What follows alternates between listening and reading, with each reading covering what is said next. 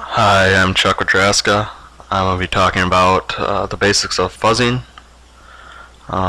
Most of this material comes from the Grey Hat Python Programming for Hackers and Reverse Engineers book. I'm just going to go over really quick what I'm going to talk about over the rest of this presentation. We're going to talk about what fuzzing is and how it's useful to you. Kinds of bugs that are useful to fuzz. File fuzzing. Fuzzing with code coverage and automated static analysis in mind, and how that can help you. How to install the Sully fuzzer, what the Sully fuzzer does, and why it fuzzes so well, and how it actually works.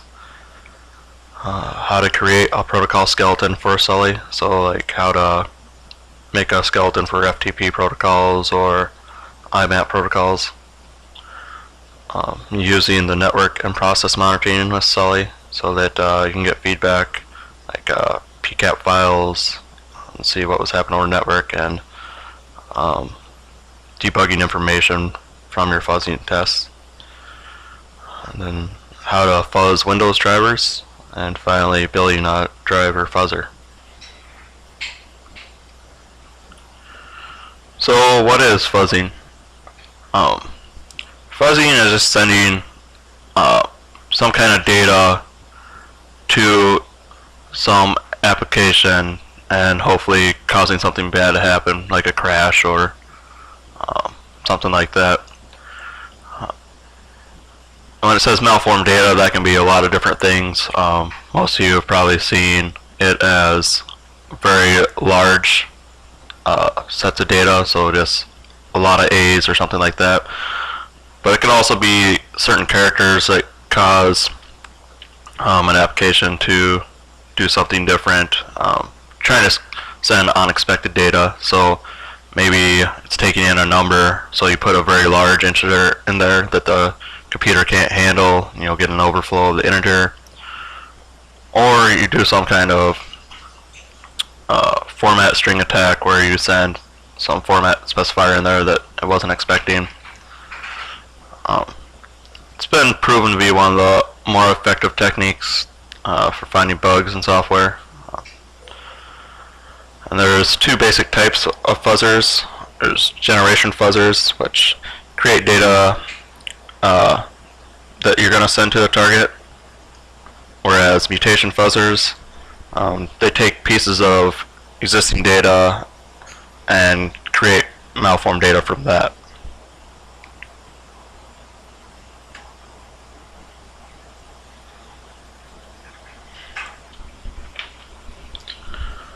So there's different types of bugs that are useful to fuzz for. Probably the first one is probably the most common and the one you're most familiar with.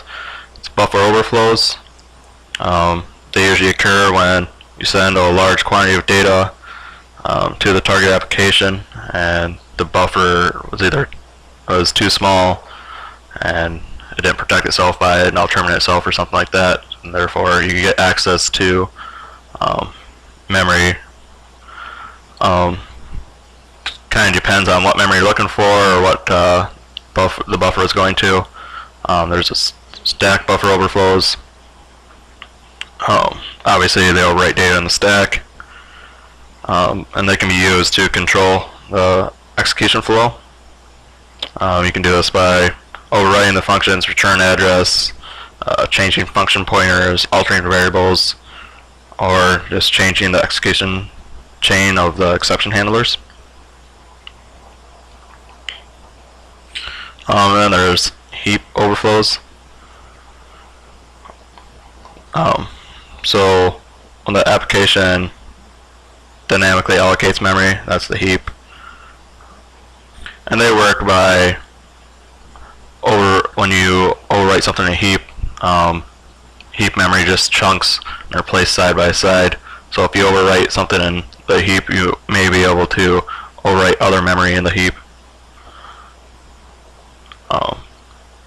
This can include variables, function pointers, security tokens, or possibly other programmer-made data structures. And there's integer overflows. They happen when you either send in a really high positive number or low negative number to something that's expecting a signed integer. And so what happens is if you overflow an integer, when the compiler tries to give it a size, it'll put a size in there, and then when you overflow it, it changes that size, allowing for kind of a buffer overflow. So like I mentioned, when you're fuzzing for these, you're going to want to send in high positive numbers and low negative numbers. Then there's format string attacks. These happen when the application is accepting stuff like strings, usually for functions like printf's pretty common one to go for. And if you've taken any C class or something like the %d, %x, I have down there %s and %n because they're pretty good to look for. Those type of things are format specifiers and tell the data to be formatted specifically. And so like the %s string function to scan memory for a string until it counters a null, so you could just be printing out the memory, which obviously is pretty useful. And the %n enables you to write data to memory instead of just formatting. So you could overwrite the return address or function pointers, which is really cool. Never actually seen a %n before, so that was something new I learned throughout this. So useful bugs to fuzz for are usually some type of input validation. You can see all those where some other ones you might see are like SQL injections or cross-site scripting attacks you can try to fuzz for. Buffer overflows happen to be one of the most common software vulnerabilities, so those tend to be fuzzed for the most.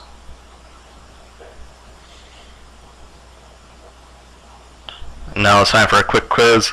Just want to, get you engaged in this, so you don't have to listen to me without thinking. What is the most common type of software vulnerability? Since I just said it, should be really easy to pick out. A, buffer overflows. B, integer overflows. C, format string attacks. And D, time of check to time of use.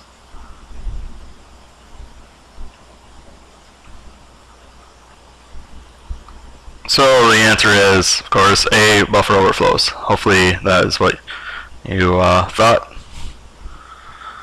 Now we'll go on to file fuzzing.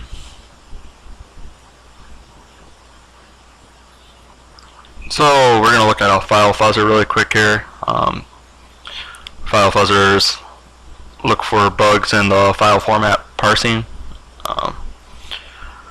In this we're going to use mutation fuzzing. So what happens is we give it some data and it takes that and alters it. This file fuzzer can be used for many different types of file formats. It's going to have some debugging functionality in it so that if something crashes, it can tell us. And there's also some email functionality included with it that we can just see. The reason for that is if you want to fuzz many different targets at once, instead of watching each fuzzer for the crash, you could have it email you with the crash information.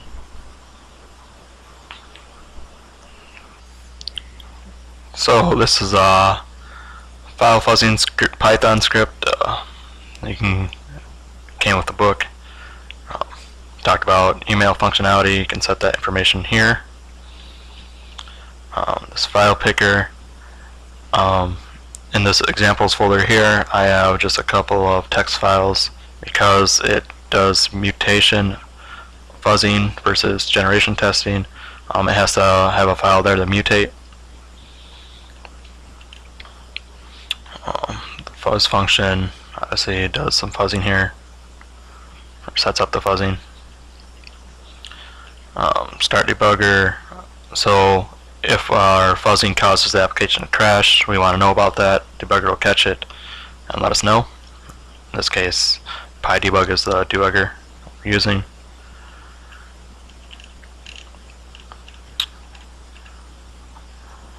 And then just more of the mutate file stuff. So takes a file, mutates it. You can see some of that here. You can see some of the random length stuff. We're doing 1 to 1,000 characters added. And it just prints out messages for us. So we will go ahead and run that. You can see it's going to start opening up the notepad with a bunch of funny characters after it because it's mutating whatever text we have there with whatever it is creating.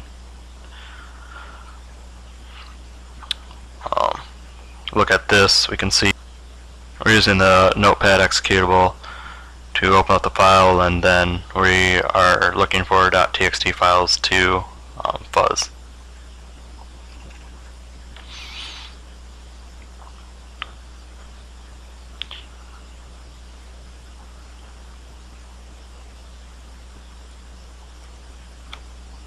Again, you're going to see this stuff.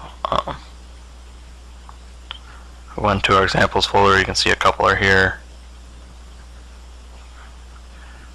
If you've seen some of the test files you can see how it mutates that one. You just saw like the old, whatever it adds on to it. Again. And that is file fuzzing. So some improvements we could make to file fuzzing include looking at code coverage and automated static analysis. Code coverage is just a metric that measures how much code you execute when testing a target application. It's been empirically proven that if you increase code coverage, you'll increase the number of bugs you find. Seems pretty logical if you ask me. It's obviously useful for fuzzing because if you know that you haven't covered part of the application yet, you can try and go to that part and fuzz that. It also gives you an idea of how effective your fuzzer is at exercising all the code. Then using an automated static analysis to find hotspots. So static analysis tools help you find like harmful functions or functions that are often misused, like string copy. So if you know where those are, you can try to target those with your fuzzer. Often, with good results. There's other things you can do to make file fuzzing better, but those are just a couple that the book talks about. And it really goes on to talk about making any fuzzer you make extensible, so that you can just use the same fuzzer for multiple different things. I know we talked about making the fuzzer kind of general and attaching a debugger to it, things like that, which seem to be really helpful in looking for bugs. So we're going to be using the Sully fuzzing framework. So I'm just going to go through a quick run through of what you're going to need to install it. You can get most of it from this address right here. It's the book's website, and it has a zip folder with a bunch of Python scripts along with zip folder for Sully and most of the stuff that goes along with Sully.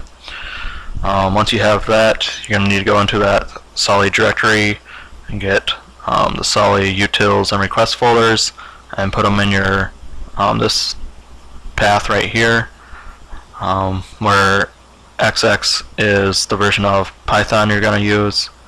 In my case, I've been using Python 2.4 because that seems to be what works best. Some of the newer versions aren't compatible with some of these libraries yet, so my suggestion would be Python 2.4. So this XX here would be 24 Python, 24 lib site packages. And these three items right here have to do with the network monitoring process of when you're running the fuzzer. It'll capture the PCAP files and save those for you so that you can look through them. And then these two down here are actually for what's called PyDebug, which is a Python debugger that we use with the process monitor in Sully. And so you'll need to install both these items as well to make that work. And then what the process monitor does is catches any access violations or anything like that. So when the target crashes or anything like that, we'll know and be able to know exactly what happened. Now we'll look at how Sully works and what it actually does. So Sully is more than just a fuzzer. It can also capture packets. Has a really extensive crash reporting system. It can let you work with VMware pretty easily. Then probably one of the biggest ones is it can actually restart target applications after they crash, which you can see as being really useful when you're trying to fuzz something. It uses a system of fuzzing called block-based fuzzing. And so what happens in block-based fuzzing is you describe the general skeleton for a protocol or a file format, and then use these Sully primitives to assign like certain lengths and data types to the fields that you wish to fuzz. This allows it to be very flexible but very good at what it does. Like you can imagine that if you do most of the base protocols like FTP or IMAP or things like that, but there's some other type of protocol out there that's more proprietary or something like that, Sully can definitely be used for that and easily build up a system for fuzzing those type of protocols. And the reason to do that, obviously to have a protocol skeleton, is it's proven to be very effective for finding bugs when you actually know quite a bit about the protocol. The fuzzing does just a much better job. And we'll kind of talk more about the Sully primitives here.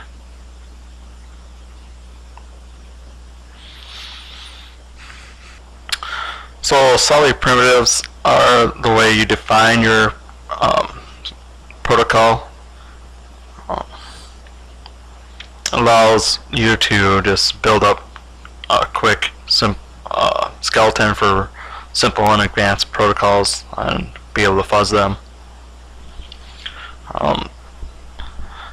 Sully primitives include like strings, which you're probably familiar with, that you can use for things like usernames, IP addresses, directories. I'm sure you're all pretty familiar with strings. Delimiters. These are just small strings that break up the larger strings into manageable pieces, so like spaces or @ signs and email addresses, things like that. So like on these delimiters are usually things that aren't going to be changed.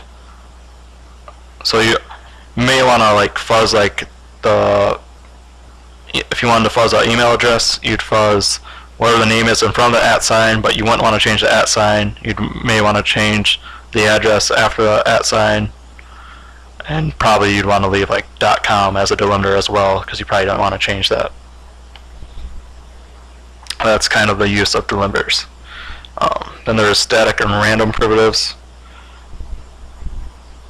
You can pass in strings that will either be on-changing or mutated with random data. The static would be for when you don't want to change, when you have an on-changing string, whereas obviously random would be when you want to generate random data of a varying length. You can, for that random data, you can give it a min and max length to let it know how big range you want. You can also tell it the number of mutations, so how many times it should mutate the string before going back to the original value. Default in Sully's case is set at 25. And there is binary data. It's kind of the Swiss Army knife of data representation. You can copy pretty much any binary data into Sully and it should recognize and fuzz it for you. So like the different forms of hex things like 0x00, it should be able to do that. If you just did 00, it would probably recognize that. //x00, you can do varying degrees of binary data that it should be able to fuzz for you. Integers, another one kind of like strings that you're probably familiar with. A little bit different in here because of you can do either a word or a double word. A word in this case is a 2-byte value and a double word is a 4-byte value. There's lots of different options for integers, like you can set the endianness.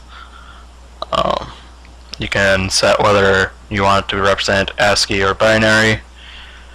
You can set the full range flag, which should iterate through all possible values for the integer you're fuzzing.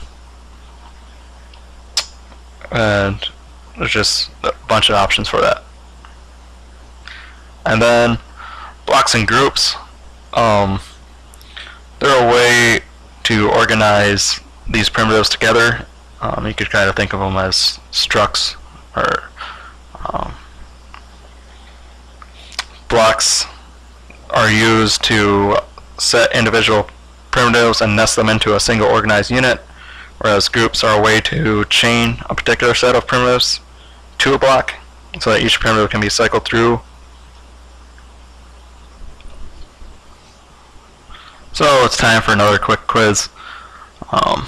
When turning this email address, example@gmail.com, into Sully primitives, what should be set as a delimiter primitive?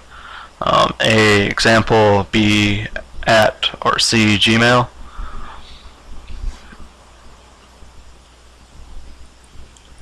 Hopefully you picked B, the @ sign. Like I mentioned, delimiters are usually used to take things that aren't going to be changed, that separate two different things that are going to be fuzzed. In this case, you probably want to fuzz the username in front of the @ sign, and maybe even fuzz what's after the @ sign, like Gmail. Maybe you want to cycle through different things for that, like Hotmail or things like that. So now on to how to create a protocol skeleton for the Sully framework. The first thing you're going to want to do is find what protocol you want to fuzz. We're going to be taking a look at FTP protocol. After you find out what protocol you want, you're going to have to look for common commands used, how to communicate with whatever the target application is through that protocol. RFCs are given out by the IETF, and they're pretty good usually at giving you a list of the commands and how they work if you need more information on a protocol.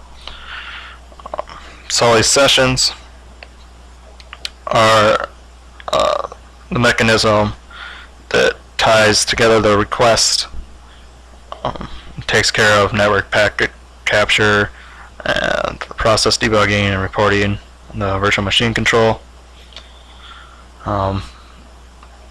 Show you some scripts here and show you how this is all put together. So here's a skeleton of a protocol. This is the one for FTP. We import some stuff from Sully to do like the primitives that I mentioned before. This initialize right here is going to make this string a block of these pretty much. You can see here this is a static string, so this is never going to change.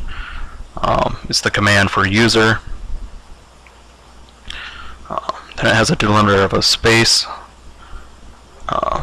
Then a string that is actually going to be the string mutated or fuzzed. Then another on-changing string of a return line. So when we put that together, when it starts doing the fuzzing, it's going to start doing something like this, where you have users your first little static string and it's not going to change. Then it's going to put a delimiter of a space. Then I'll put admin there, and this will actually be something, the thing that gets fuzzed. And so the only thing that's going to change ever is this, and you know, it might put A's after it, or you know, try to put different types of characters in there, like we mentioned, format string attacks, things like that. And then obviously we have more commands that pretty much work the same way. In this case, it's the password command. Again, the only thing going to change is this string right here. Got change working directory.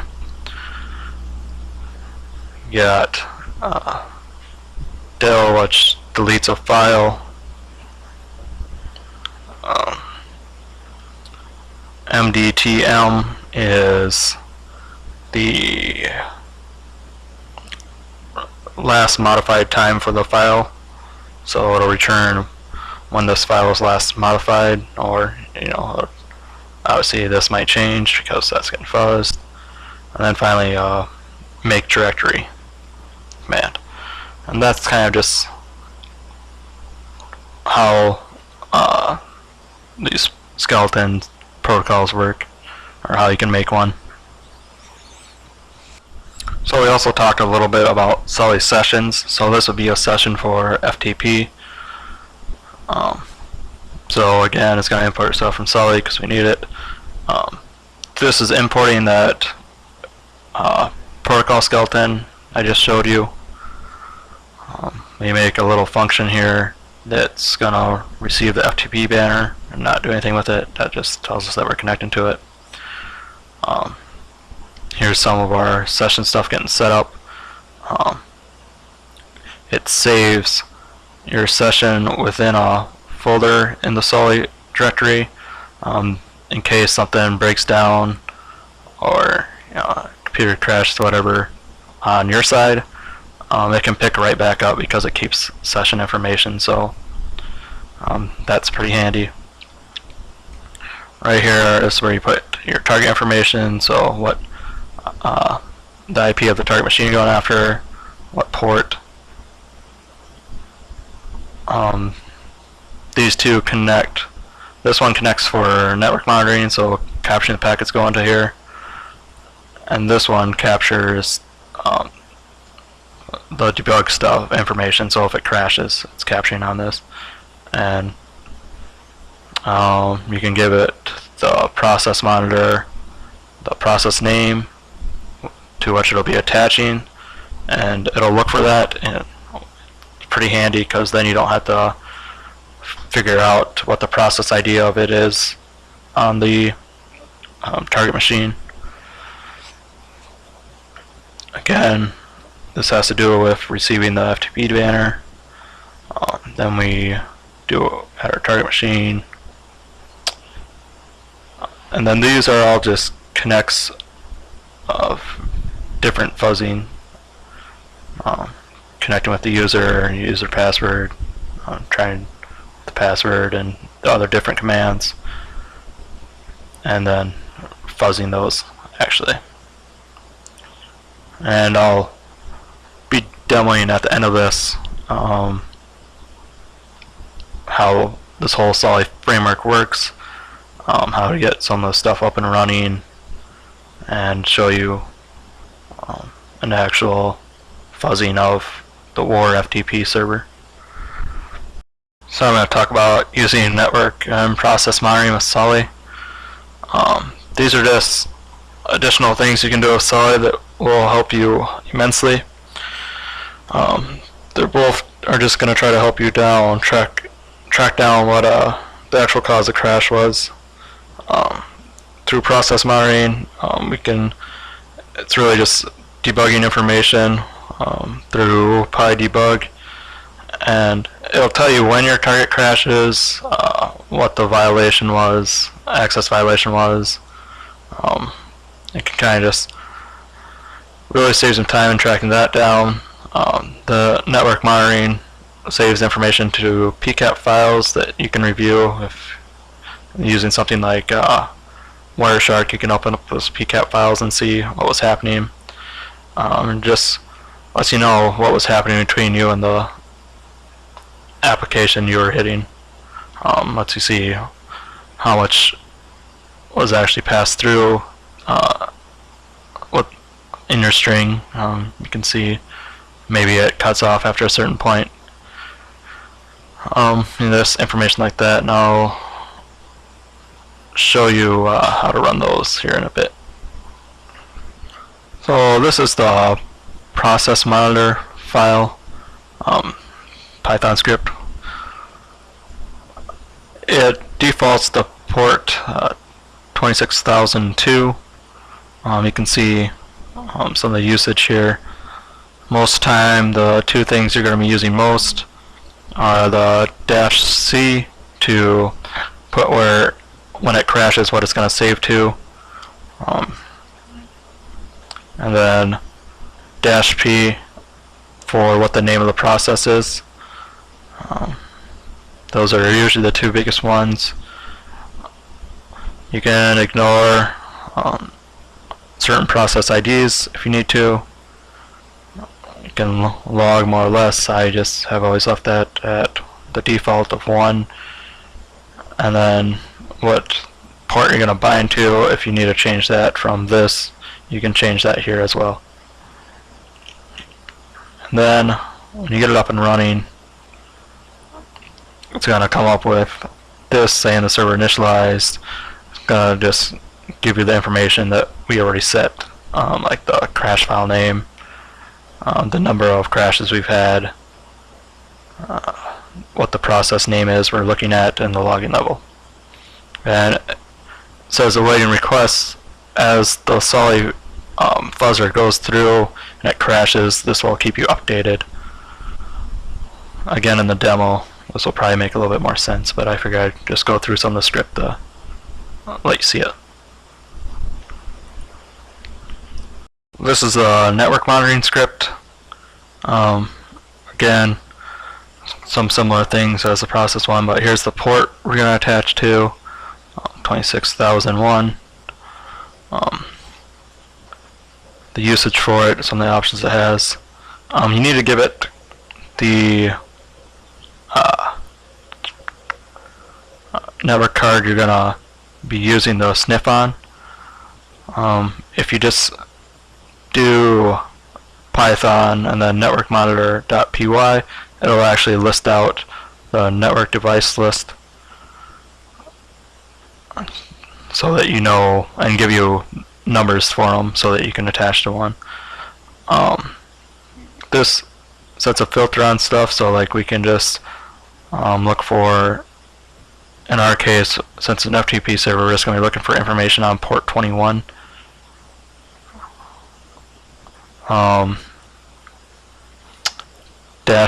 -P is a log directory to store our PCAPs. The log level we want to do, how much information we want to store. Again, I just leave it as that default. And if you needed to change the port, you could do that as well, that we're going to bind to.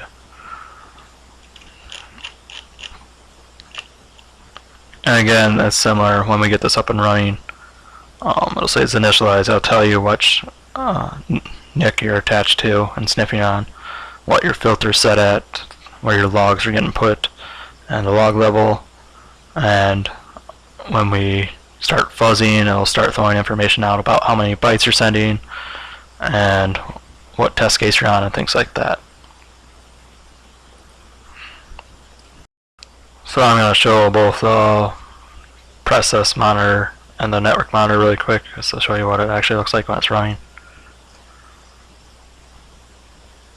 Again, if you just type it in and you don't give it any options, it will tell you how to use it. So this -C will tell it where to store your crashes.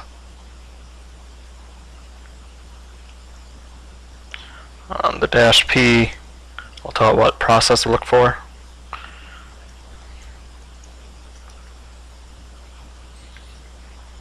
If we ran that, you can see, like I mentioned, puts this up. We can do a similar thing for the network monitor. Like I mentioned, gives a network device list to what we want to sniff on. So we do -D and we'd put 0 here for that device, and then say we're doing FTP, we can do any source or destination port 21, and then finally where we want to store our PCAP files. We'll say that. And it'll also load up and tell you that information. And that's what these two kind of look like when they're going. Now we're going to switch gears a little bit and talk about how to communicate and fuzz Windows drivers. Windows systems register the drivers with the OS using specific device names and symbolic links. This allows the user mode to obtain a handle, so then the user can use devices like keyboards and mice and things like that, and talk to the Windows system. If you're going to fuzz it, the book talks about using immunity debuggers hooking so that we can trap calls to our target driver. You would use immunity with a hook set to run py commands, which are just specialized Python scripts used with immunity, and you could do some quick and dirty fuzzing with it. Has some limitations, like not knowing the name of the device we are fuzzing, so instead kind of what you get back are these IOCTL codes, and what they do are what they are is the driver's input and output controllers.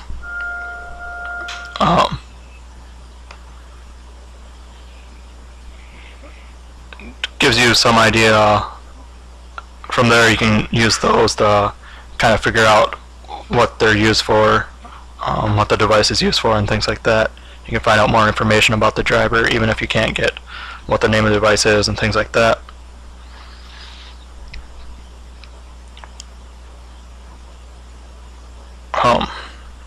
And the IOCTL codes determine what type of action the driver will take once it's processed. So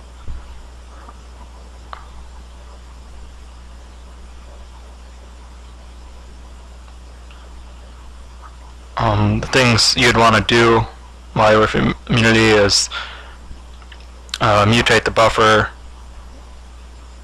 and then log all relevant information to disk and release control back to the target application. You want to write back to the disk because on any successful fuzzing run, it probably means you will crash the system. And we want the history of our last fuzzing test cases before we crash so that we can reproduce the test.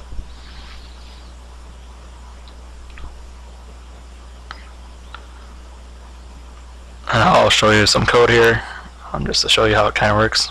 I'm going to quickly show you some driver fuzzing here.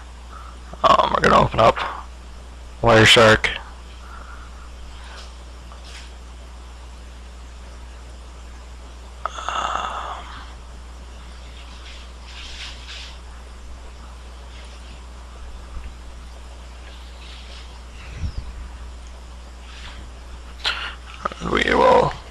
put your py commands down in this box down here.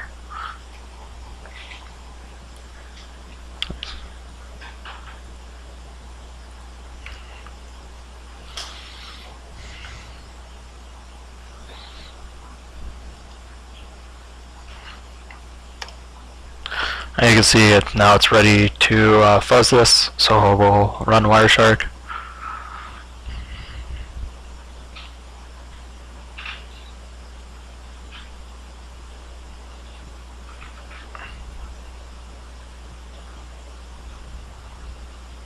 You can see it's going through these DLLs down here. It's fuzzing them. And it didn't crash, but it still saved the log of what we did.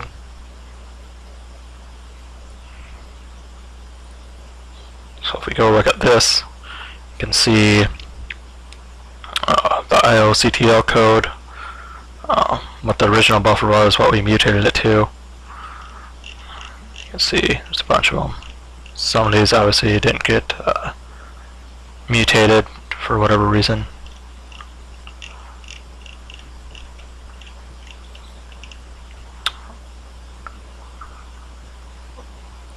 That's just a quick and dirty fuzzing of Windows drivers.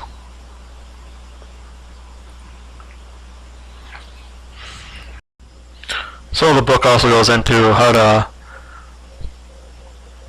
build a better driver fuzzer than what was mentioned before. It talks about first step being able to dump those IOCTL codes and making that a py command for immunity. With that, you would be able to retrieve a list of IOCTL codes, retrieve a list of the device names, and then store them both in a dictionary structure so that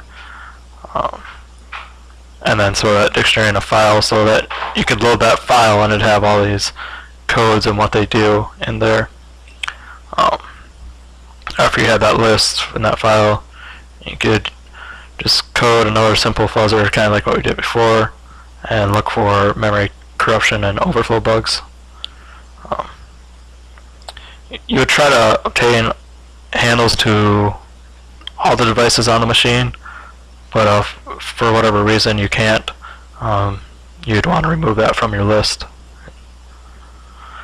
That's pretty much all I'm going to go into fuzzing drivers. There's obviously quite a bit more to it, but I have a limited knowledge base on it, so if you would like to dig into it more, I'm sure there's many good sources out there other than me.